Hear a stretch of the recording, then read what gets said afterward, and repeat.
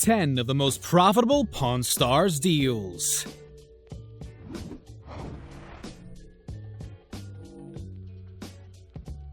Most of you are probably familiar with the famous reality show that History Channel called Pawn Stars.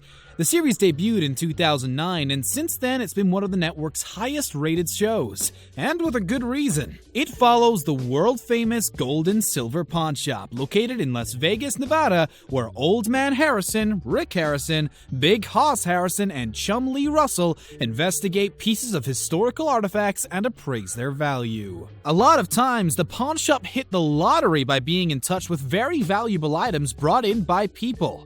Let's take a look at 10 of the most profitable Pawn Stars deals. Before we show you the deals that cash the most, make sure to subscribe to our channel for more amazing videos about your favorite movies and TV shows. And they'd probably go somewhere $15,000, give or take. Number 10. Sunken Ship's Bell. Imagine owning an old bell that just sits at your house without realizing its real value. That's precisely what happened in an episode of Pawn Stars when a random woman entered the shop carrying a ship's bell. She wasn't precisely sure what to expect, but she evidently didn't imagine to get $15,000 for an item she had around her house that she even thought of putting in a yard sale. She was about to move to another place, and she noticed the engravings on the bell that sparked her interest and made her have the bell appraised. It turns out, the bell belongs to a ship that sunk in 1602, and it was a worthy item for the world-famous gold and silver pawn shop. Number 9. Edward Curtis Photographers. For those of you who are not familiar with what photographers are, they are images that are produced in a very specific way. A copper plate is grained in a specific pattern, then coated with a special layer of gelatin tissue that ends up producing intaglio print. These copper plates were used to produce detailed photographs. An unsuspecting woman came into the pawn shop one day carrying a few photographers of Edward Curtis, who was an American photographer. Although the Harrisons were not familiar with his work, they started to do a little digging. The woman only asked for $50 for all the photographers. Rick Harrison decided that they were worth spending. His surprise was immense when after his research, he found out the actual worth of the photographers was pretty high, and they sold for an amazing $20,000. Watch, quit teasing me.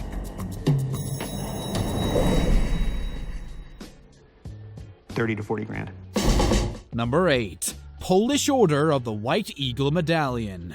At times, yard sales can be an exciting place to find rare items. And on some occasions, there is a story like this one that will encourage people to check out yard sales more seriously. One man that frequented yard sales picked up a random metal badge for just 75 cents just because it looked pretty. When he took the badge to Rick Harrison, Rick saw that there might be potential for this piece of metal to be very profitable, so he paid $6,000 for it. After the very satisfied yard sale fanatic left, an expert by the name of Craig Gottlieb gave Rick fantastic news. The medallion was a badge of honor in the 16th century in Poland from the period of the Tsarist occupation. Later, Rick actually sold the medallion for a whopping $30,000. Both the yard sale fanatic and Rick made a lot of profit from this encounter. Up until 2001, this was the biggest Super Bowl ring made.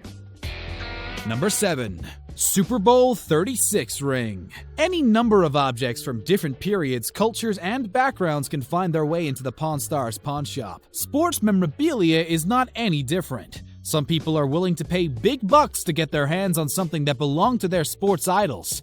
Football fans know how valuable Super Bowl winners' rings can be, and what an honor it would be to actually own one from some of the players you've been looking up to for your whole life. In 2001, Patriot Brock Williams, right after being traded, got injured and was not able to play the entire season. But the efforts of his teammates granted him his own personal Super Bowl ring when they won the final game with St. Louis Rams. Williams decided to pawn off his ring and asked for a ridiculously small amount of money money, $2,600, presumably because he intended to get it back after a while.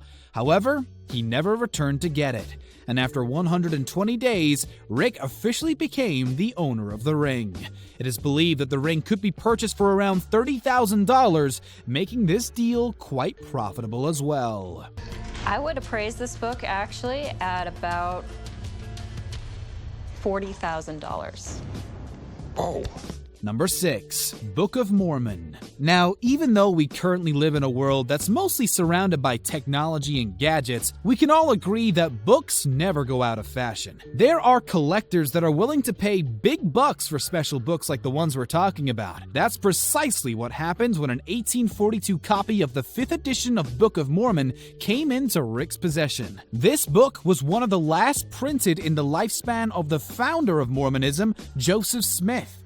At first, Rick was not sure if this book could potentially be the real deal, but after an expert was brought in to witness its authenticity, Rick was convinced. The expert Rebecca Romney said the book's value is around $40,000, but Rick merely paid $24,000 for it, making a very profitable deal for the shop. So what do you think it's worth?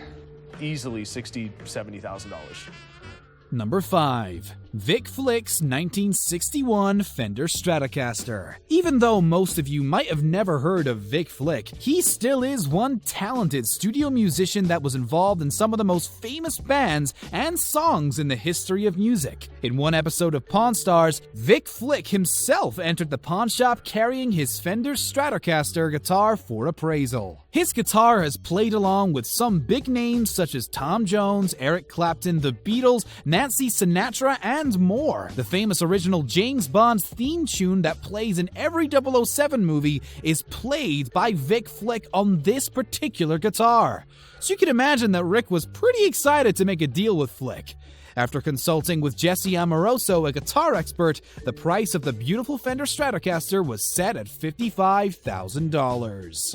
So with all that, I'd say it's worth around $75,000. That's my guess. Number 4. 2014 Hertz Penske GT Mustang. If you're following Pawn Stars and watching most of the episodes, you probably know that when it comes to cars, the Pawn Stars crew is generally interested in cars that are old and classic. This was not the case when a 2014 Hertz Penske GT Mustang was brought into the shop. The car piques the interest of Rick because there was an interesting story behind it.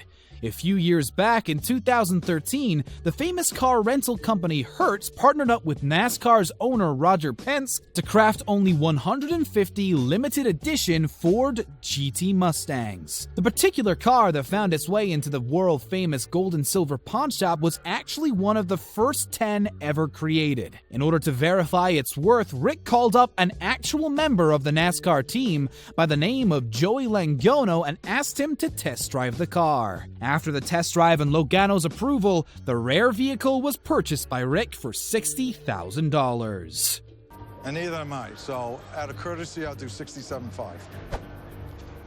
Number 3. 1915 Panama Pacific Octagonal Gold Coin. Sometimes a regular at the world-famous gold and silver pawn shop will ask for a particular item that the shop doesn't have on stock. In cases like this, Rick goes out of his way to actually find and purchase the item for his customer. This was exactly the story with the 1915 Panama Pacific Octagonal Gold Coin that was sold out by a client of the shop who was willing to pay $70,000 for it. To purchase it, Rick had to head out to one of the biggest coin auctions in Atlanta and found out there are actually 2 pieces of the $50 coin there. Other than the fact that the coin is made from 90% gold and 10% copper, the added value is the historical value.